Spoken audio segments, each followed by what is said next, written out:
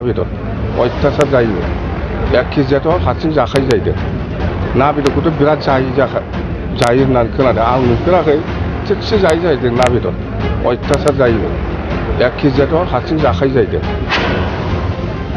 अमाखौथ' आरामसे 1 केजिया जाखायो जाहैदों।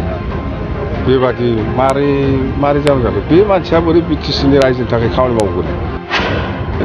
बिराद सेफथा मानसिया न'आव जाबादि खरस खालामनांगोन, माइरं बायनांगोन बा दालि बायनांगोन, ना बेदर बायनांगोन, सिफिनिफ्राय फैसा थांगोन। बे बाराव हाग्रामा महिलानि नोजोरा प्रमद बर'नि जानाय जायैनि सायाव। हिसाब खालामदों प्रमद बर'नि जानाय जायैखौ हाग्रामा महिलारिया। अमाखौथ' आरामसे 1 केजिया जाखायो जाहैदों। बेबादि मारै जागोन बे मानसिया बोरै बिटिसिनि रायजोनि थाखाय खामानि मावगोन। प्रमद बर'आ बिटिसि सेक्रेटारियेटआव 5 स्टार थामहिनबा 5 स्टार हटेल बायदि ओंखाम संग्रा खालामबाय। प्रमद बर'आ जोबोद सेप्ता न'आव माइरं दालि ना बेदर बायना जानो हायैनि बिटिसिनि फैसाजोंनो जायो। बिराद सेप्ता मानसिया न'आव जाबादि खरस खालामनांगोन, माइरं बायनांगोन बा दालि बायनांगोन, ना बेदर बायनांगोन, सिफिनिफ्राय फैसा थांगोन। हर सान बिटिसिनि फैसाजों ओंखाम संना जायो प्रमद बर'आ। प्रमद बर'आ थिगसे ना बेदर जायो। अमा बेदरखौ हारसिंनो सेरसे गाहाम जायो। ना बेदरखौथ' बिराद जायो होननानै खोनादों। आं नुफेराखै, थिगसे जायो जाहैदों ना बेदर अयथासार जायो। 1 केजियाथ' हारसिं जाखायो जाहैदों। अमाखौथ' आरामसे 1 केजिया जाखायो जाहैदों। बेबादि मारै जागोन बे मानसिया बोरै बिटिसिनि रायजोनि थाखाय खामानि मावगोन। सानफ्रोमबो बिटिसि मावख'आव ओंखाम संजायो प्रमद बर'आ। थांबानो नुनो मोनो, थांना नायहैनो हागोन। बेफोरबायदि आरजाथावै लोरबांथि बाथ्राफोरजों प्रमद बर'खौ दाय जाबसिनो हाग्रामा महिलारिया। थारैनो सासे बिटिसिनि गाहाय बारग' चिफनि खुगानिफ्राय बेफोरबादि जानाय जायैखौ लाना राजखान्थि राव बुंनाया बेसेबां गनायजाथाव। बिटिसिआव गावजों गाव सोंखारिलायनायखौल' नुनो मोनगासिनो।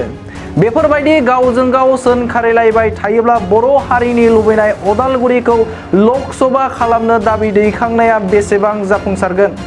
गावजों गाव हाद्रि सारलायना गुदि मोनथायनिफ्राय बर'फोरा जानगाराव थानो गोनां जागोन नामा? हाग्रामा महिलारिनि दैदेननायाव सोमावसारनाय समाव गुबुन राजखान्थि हान्जानि दैदेनगिरिखौ रायनानै गावनि गुबै दाबिखौ मावलांदों नामा? बे मोनसे गिदिर सोंथि। नाथाय बर' हारिनि रायजो राजाफोरा नेनानै दं अदालगुरि लकसभाखौ खौसे जानानै सोमावसारना लाबोना होफैगोन मिजिंजों। नाथाय बेफोर मिजिंखौ दानि दैदेनगिरिया जाफुंहोनो हागोन ना हाया बे मोनसे गिदिर सोंथि। बे समाव नोंथांमोननो बड'लेण्ड बुब्लिनि गेजेरजों लाबोबाय। मोनसे गोदान खोथा आं मिथिदों, माने 1 माससो जाबाय नामा, बिटिसिआव बियो गोदानै मोनसे किटचेन बानायदों।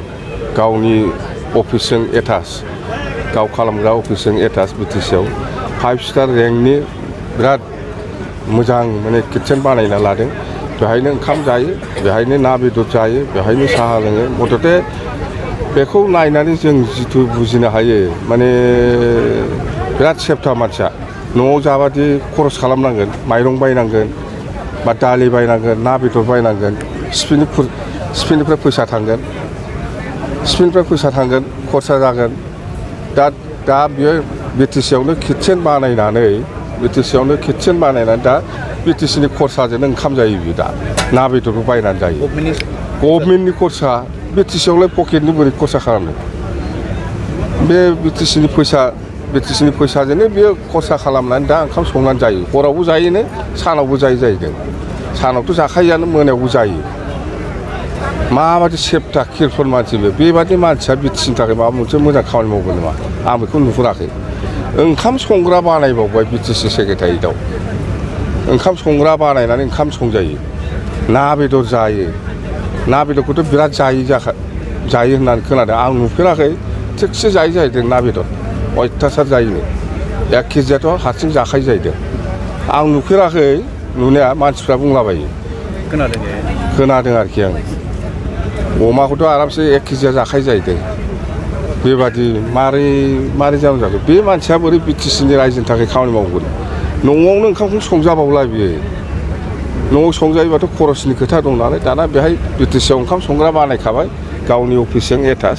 बेहाय बिराद मोजां संनानै जायो ना बेदर दिनैबो थांबा लोगो मोनगोनथ' दा मानसिया जुदि अफिसाव दङब्ला ओंखाम संजानायखौ लोगो मोनगोन थांनानै नाय सार प्रमद बर' बिथाङा मालाबा मालाबा गावनि फेसआव गोरिबफोरजों थाफानानै साहा फुदुंनाय जाम्बा बे नाटक गरिबनो बेलाय गरिबजों थाफानानै सालाय बेलाय फट' साफायनायसो बेखौलाय आंबो लामायाव थांनानै दानो साफायनो हायो माला सोरनो गोरिबनो फैसा होफेरा बेलाय सोर फाग्लानो फैसा होफेरा बेलाय खोन्थाथों सोरबा गोरिबा न' बानायना होदों होननानै सोरबा गरिबा बिनिफ्राय 500 थाखा मोन्दों होननानै सोरबा माने आरो बेथ' बाद हो बेफोरखौ बाद हो आं बुंबायना न'आव संजायोबा खरस जायो सिपिनि फैसा खरस थांगोन ओंखायनो दानिया बियो खरसा जायो नालाय न'आवबा ओंखायनो बिटिसिआव ओंखाम संग्रा बानायनानै ना बेदर संनानै जायो थाखो जिसेआव मुं थिसननो हांखुर जानाय फरायसाफोरनि थाखाय मोनसे गोनां फोसावथाय